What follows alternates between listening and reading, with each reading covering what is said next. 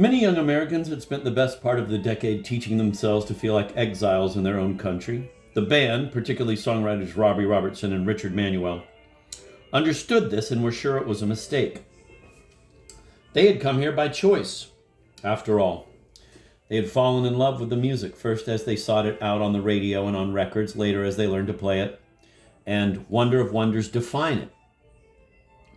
Coming out of Canada into the land that had kicked up the blues, jazz, church music, country and western, and a score of authentic rock and roll heroes, playing their way up and down the spine of the continent, they fell in love with the place itself. They felt more alive in America. They came to be on good terms with its violence and its warmth. They were attracted by the neon grab for pleasure on the face of the American night, and by the inscrutable spookiness behind that face. American contradictions demanded a fine energy because no one could miss them. The stakes were higher, but the rewards seemed limitless. The band's first songs were a subtle, seductive attempt to get this sense of life across. Their music was fashioned as a way back into America, and it worked. Stranger Blues. With music from Big Pink, the band presented a rough moral drama. It had none of the mythic clarity of, say, John Ford's movies. It came through a modern haze, something like Robert Altman's Macabre and Mrs. Miller. Obscure in its plots, dialogue hard to catch, communicating with a blind humor, and a cryptic intensity nothing in rock and roll has ever remotely touched.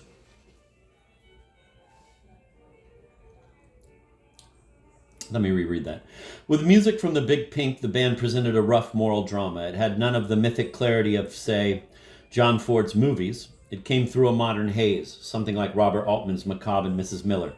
Obscure in its plots, dialogue hard to catch, communicating with a blind humor and a cryptic intensity nothing in rock and roll has ever remotely touched. They began with Tears of Rage, an eerie invocation of Independence Day, dragging the organ and their secretive horns across a funeral beat, changing the 4th of July into an image of betrayal and of loneliness, America betrayed by those who would no longer be part of it.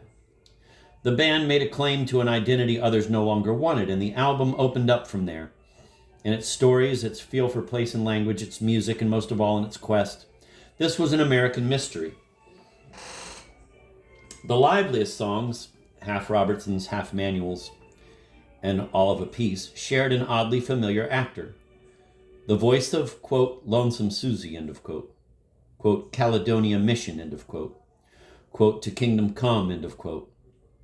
Quote, We Can Talk About It Now, end of quote. Quote, Chest Fever, end of quote. Quote, The Wait, end of quote. And, quote, Long Black Veil, end of quote. This last, a modern country tune in the guise of an old Kentucky murder ballad, was not the band's song, but it fits in perfectly with the rest. Quote, This Wheel's on Fire, end of quote, and, quote, I Shall Be Released, end of quote, the former by Dylan and Danko and the latter by Dylan, don't fit in, not because the lyrics are out of place, but because as performances, the songs are not emotionally convincing. And the quality of emotion is what makes Big Pink a great album, not merely an interesting one. The music and the singing sound strained, contrived, probably because the band felt obligated to replace the original arrangements they had worked out with Dylan when the songs were first put down on the famous Basement tape. Quote, Tears of Rage, end of quote, is another Basement composition, but it works, perhaps because it was so necessary to what the band was after. But the other two sound like filler on a record that needs nothing of the sort.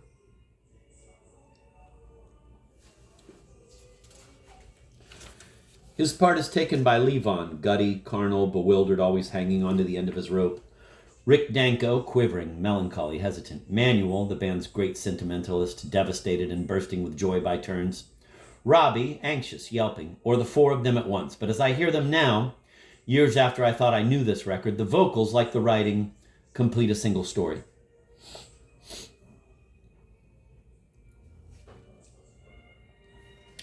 The hero of this story, such as I find him, and ought to note that I am setting the story down, or if you like making it up, simply as I hear it, without much regard for song sequence, cross-checked lyrics, or other formalities, has Big Pink pretty much to himself.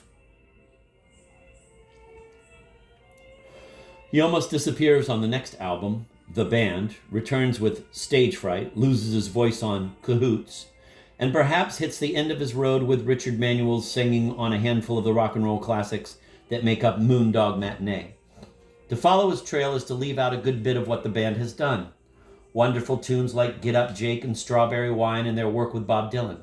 But there is a storyteller in their music, and in one form or another, his tale is the one I'm after, because it seems to be the one the band tells best. The story of the worried man. Quote, delivered under the similitude of a dream, wherein is discovered the manner of his setting out his dangerous journey and safe arrival at the desired country. End of quote, as John Bunyan put it. That really is only the beginning of his adventure.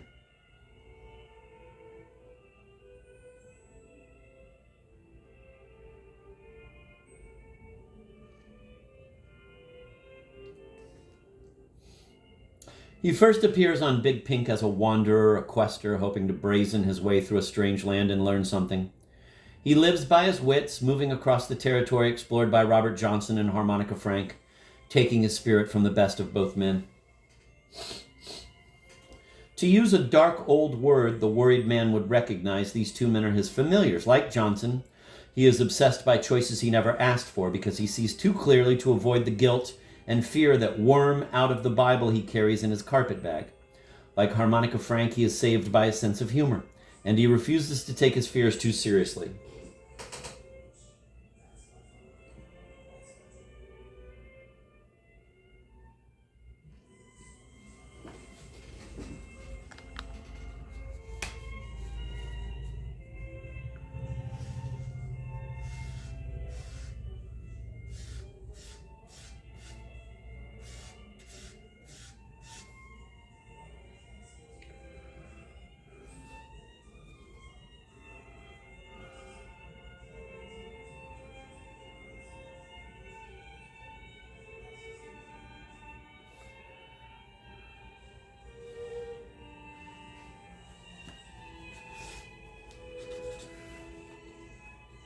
I'm going to repeat that last paragraph.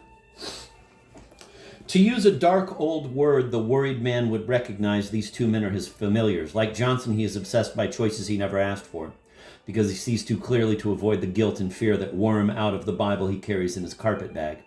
Like Harmonica Frank, he is saved by his sense of humor, and he refuses to take his fears too seriously.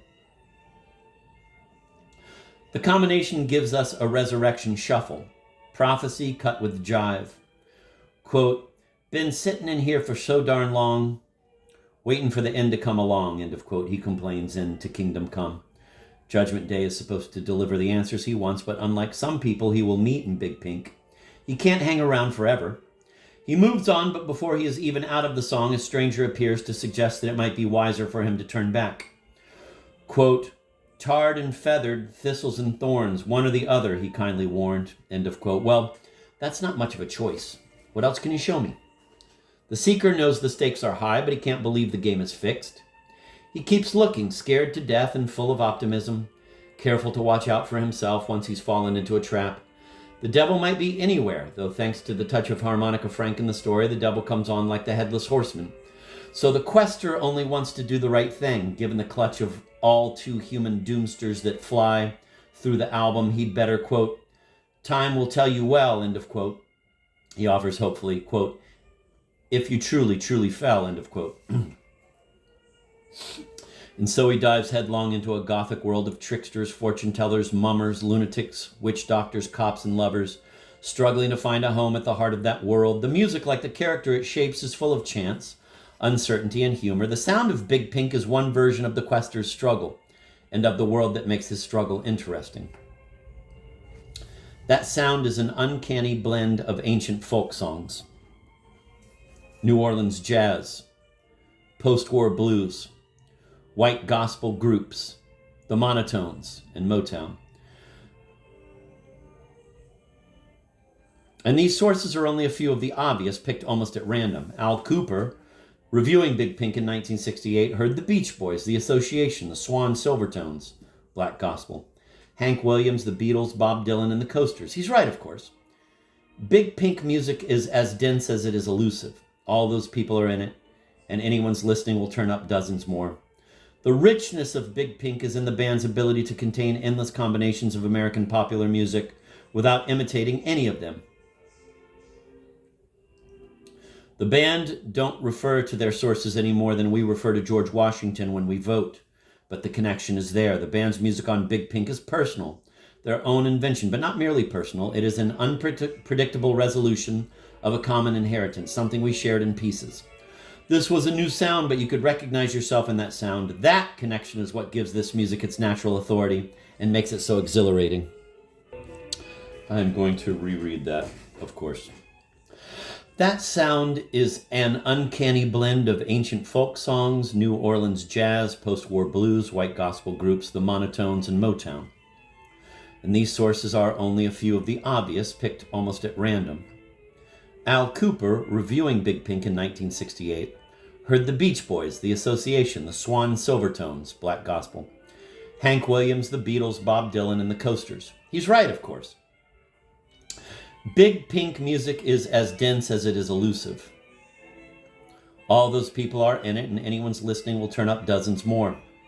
The richness of Big Pink is in the band's ability to contain endless combinations of American popular music without imitating any of them.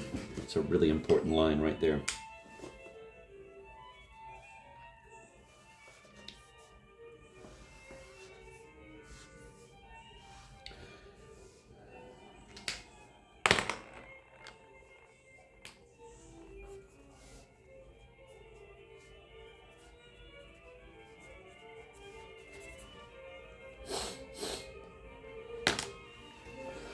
The richness of Big Pink is in the band's ability to contain endless combinations of American popular music without imitating any of them.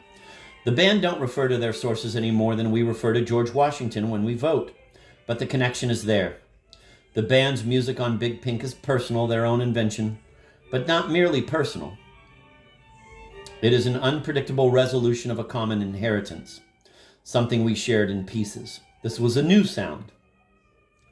But you could recognize yourself in that sound. That connection is what gives this music its natural authority and makes it so exhilarating. There are times when Richard Manuel sounds like the ghost of Johnny Ace, that sweet-voiced 50s R&B singer who died in a game of Russian roulette. Johnny Ace condemned to haunt a gloomy radio, from which Pledging My Love, the first posthumous rock and roll hit, issues every time you spin the dial. There are times when the tone is desperate, close to the panicky feeling Marvin Gaye got on I Heard It Through the Grapevine. But more often than not, the music is simply ominous.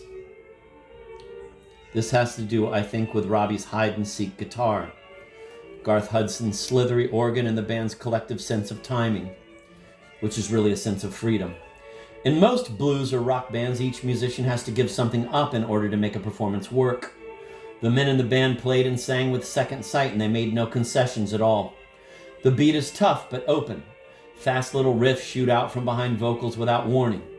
Vocals twist around seemingly random chords. The parts combine to pull the listener into a labyrinth, with no idea of what might be lurking around the next turn.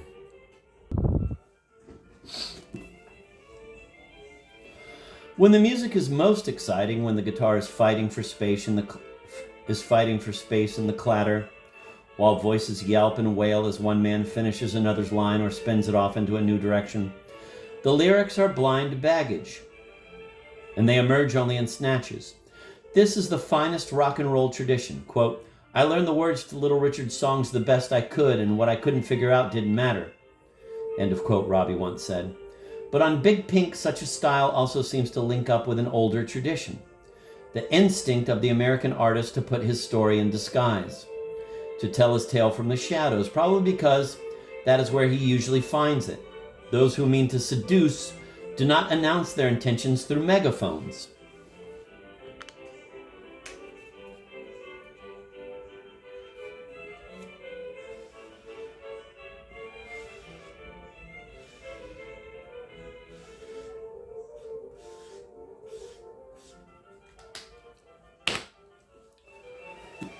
On the other hand, those who are too subtle wind up plying their seductions in the mirror. If Big Pink wasn't good to hear from a distance, no one, certainly myself included, would ever bother to get close to it. The first virtue of the album is that the danger, promise, and craziness of the Quester's adventure come across directly in the music. Not only can't you understand the words, you don't have to. Garth Hudson's satanic organ playing, straight out of Sunset Boulevard with Erich von Stroheim at the pipes, is the key to chest fever. The words couldn't be. No one has ever deciphered them anyway. You don't need to analyze the lyrics of The Weight to understand the burden Miss Fanny has dropped on the man who sings the song. As John Carroll has written, Levon Helm is the only drummer who can make you cry. And drums are all he needs to get across the weary, fated sense of a situation that simply cannot be escaped. We never find out who Miss Fanny is, let alone what the singer is supposed to do for her. But the music, not to mention the singing, is so full of emotion and complexity it makes The Weight, some combination of love, debt, fear, and guilt, a perfect image of anyone's entanglement.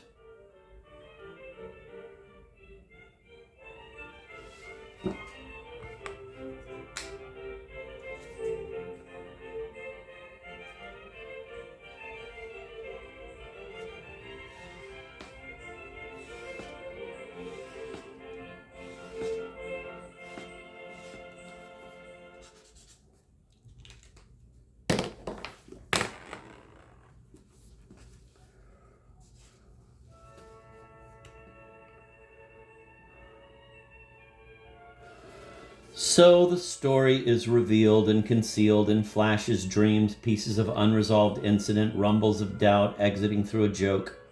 Yet if the music is part of the story, it is also the landscape against which the story takes place.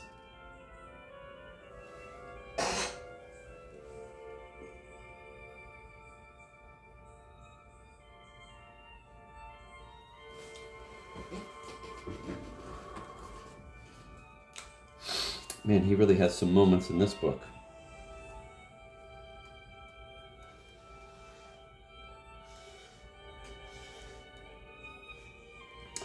So the story is revealed and concealed in flashes, dreams, pieces of unresolved incident, rumbles of doubt exiting through a joke.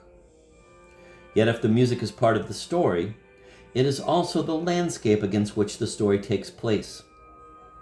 Blurred at the edges and unsure of its center, this America is still a wilderness. The moral, social wilderness that is left even when the natural wilderness is gone.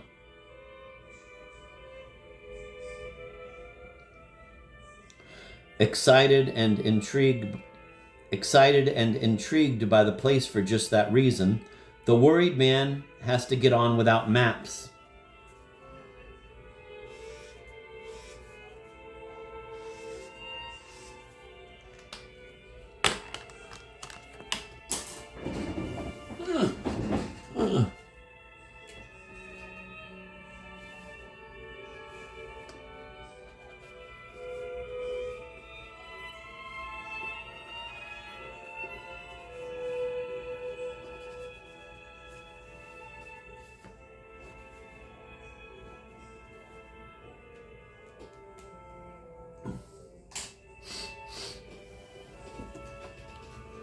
So the story is revealed and concealed in flashes, dreams, pieces of unresolved incident, rumbles of doubt exiting through a joke. Yet if the music is part of the story, it is also the landscape against which the story takes place.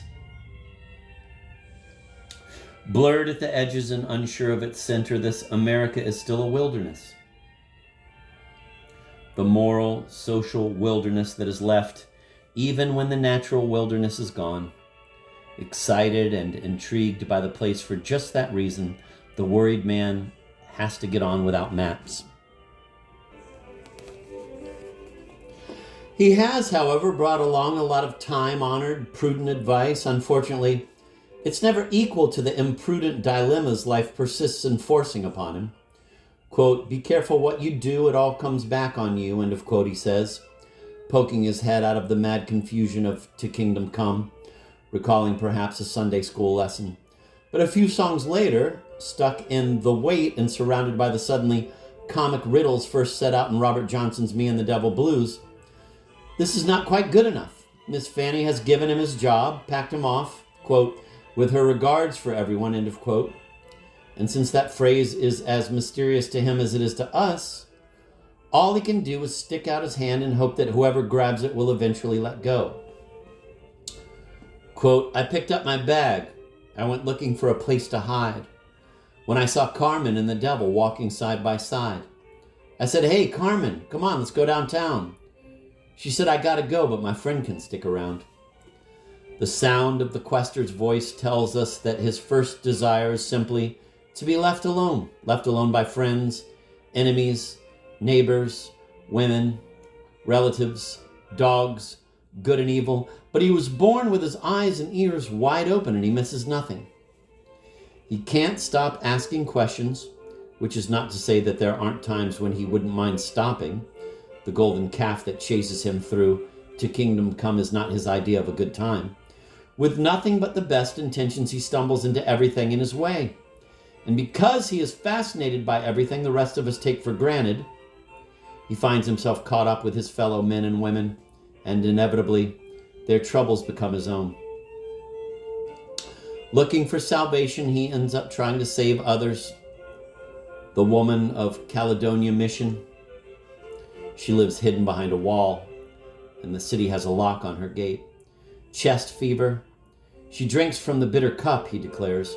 I'm trying to get her to give it up. The daughter in tears of rage, and many more.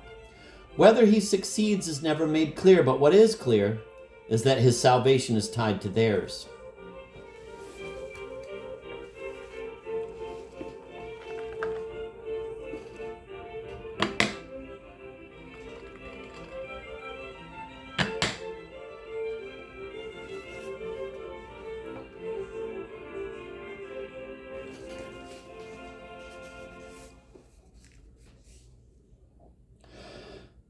There is Lonesome Susie, for one, an outcast, or maybe an aging spinster in the timeless and mythical American town in which Big Pink seems to be set. She dearly needs a friend. And though the quester isn't willing, he thinks, in Manuel's wonderful phrase, that maybe he can loan her one. But that, he knows, only makes him one of the confidence men his search has bound him to unmask, and so he gives in, quote, I guess just watching you has made me lonesome too, end of quote.